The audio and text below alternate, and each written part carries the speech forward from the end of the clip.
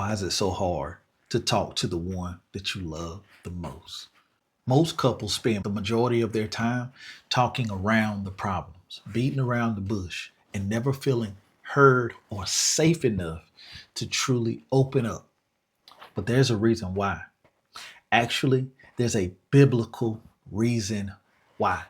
And it goes all the way back to Genesis. Genesis chapter 2, verse 25 says, they were naked and not ashamed. My brothers and sisters, before the fall of man, Adam and Eve were in the garden, placed by God for a purpose, a reason to cultivate, replenish the earth, right? They only had one thing that they were not to do, right? It was one thing. Don't mess with that tree over there. And when they were together, the Bible says they were naked and unashamed. Based off of today society, many times we hear this, we read the scripture and it goes right over our heads. We think of it as something sexual or something, well, in a marriage, you should be able to be naked and unashamed. That is true, but it's so much deeper than that.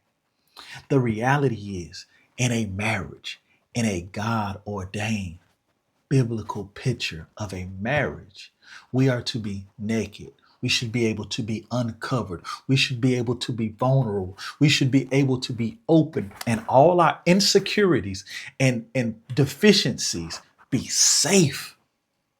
Be safe that we are unashamed because we are covered and protected by our spouses.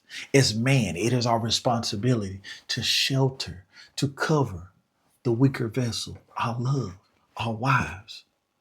And as wives, they are to cover our insecurities. If anyone knows how to hurt you, every man knows. If anyone knows how to hurt you, it's your wife. It's the one that knows your secrets. It's the one that knows your insecurity. It's the one that knows that soft spot, that same spot that they know can be the same place a dagger can be placed and twisted to hurt the most. But that speaks to vulnerability, safety, and nothing being hidden. But my question is, can you say that about your marriage now, right now, that nothing is being hidden, that you can be naked and unashamed, that you are vulnerable and can speak to and walk in confidence, knowing that what happens, your conversation is open and protected. True intimacy requires exposure and safety. We cannot just be open and express and vulnerable and not be safe. Because as I said earlier, that same soft spot, that same area of hurt, of insecurity that no one knows about, that same spot, a dagger can be placed. We cannot take the insecurities, the hurt of our partner and say, well, you said you had this problem with your mother or your father or growing up. That is not safe. And that's the reason, or should I say, the symptom to why most of us are married, but yet we are still hiding.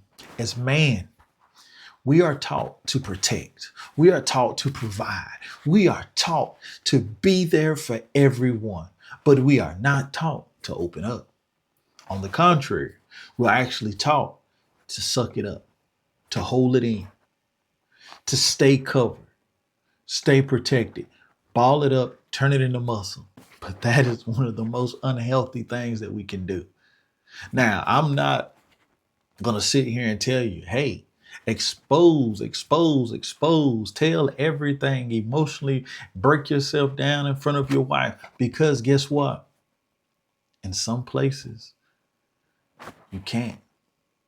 In some relationships, you can't. The foundation hasn't been built yet. The place hasn't been created yet. But what we can do is have safe spaces for men. Find places in your community, your churches, your sports team, your brotherhood, your family, those places of fellowship where you can share and be safe. Our church, Strong Tower Christian Fellowship, located in Knightdale, North Carolina, is a place of peace, love, and safety and freedom to worship.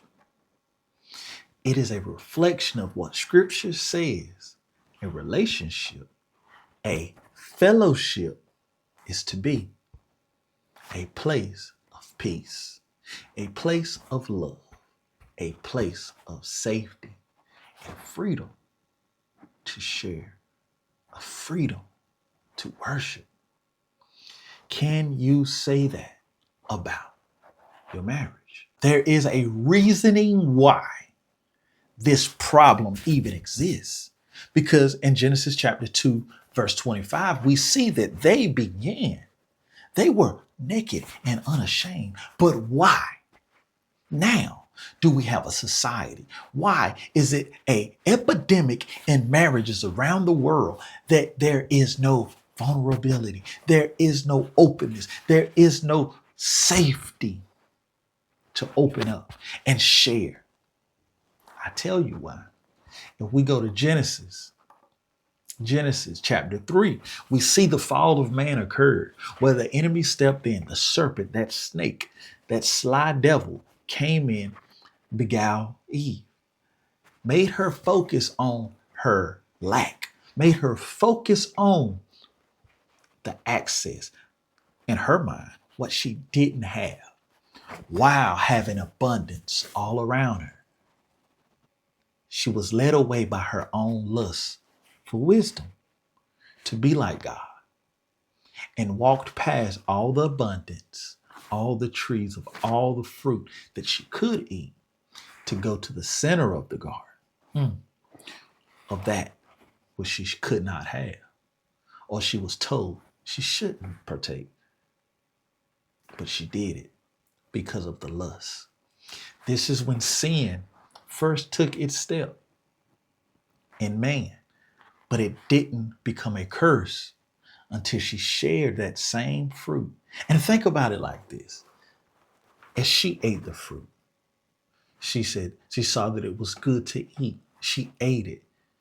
It was good to her. And then she shared it.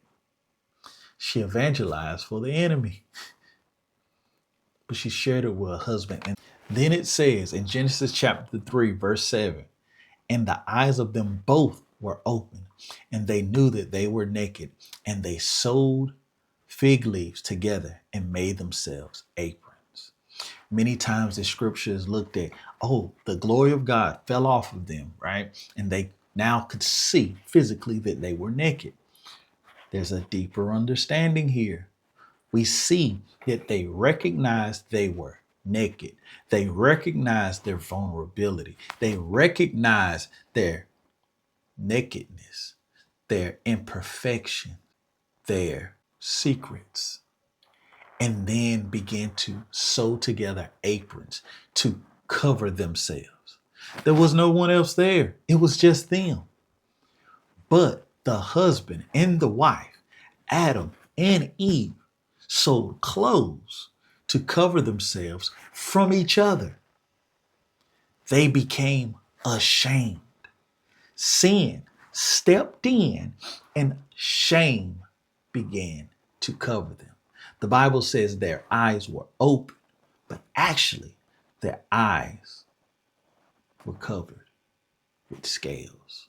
Their eyes, they were blinded from the identity that God gave them, the purpose, the call that God gave them.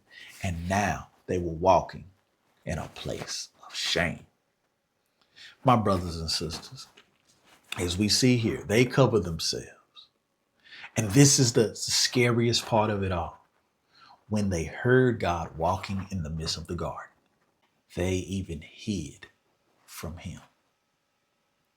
Therein lies the problem, the root of it all. sin hides. Sin grows in darkness. And having these hidden secrets, these secret places that we hide from our spouses, that we hide even from God, it will always cause the cancer to grow faster. It would always cause a level of separation. It will always cause a degrading of the trust and the bond that God had created for his people, which causes the same for us today. We do the exact same. We hide behind silence. We hide behind anger, busyness, and fake strength. We must call out fear of judgment. We must call out rejection when we open up. Because the truth is, when there is no safety, there is no sharing. And when there is no sharing, there is no growth. Which means if we are not growing, our marriages, our relationships are dying. Now, it's an even deeper, bigger implication when we add in the fact that we do the same thing to God.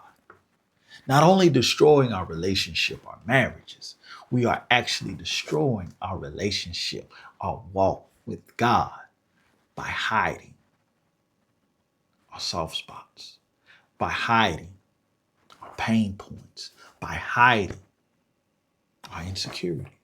But here's the beautiful part. Even with the judgment that takes place that we see in Genesis chapter 3, at verse 21, there's a beautiful illustration and a truth that must be revealed. It says, unto Adam and unto his wife did God make them clothes, make them coats of skin and clothe them. Even though they were judged and they had to leave the garden, he covered them. Because even with the judgment, even with the failure of and the separation caused by sin, God would never leave them uncovered. And he chose to cover them with the animal skins, which meant there was a sacrifice. That meant there was a covenant, that there was a shedding of blood to cover their nakedness. That means that Jesus, our Jesus, covers with grace, not shame. No more leaves.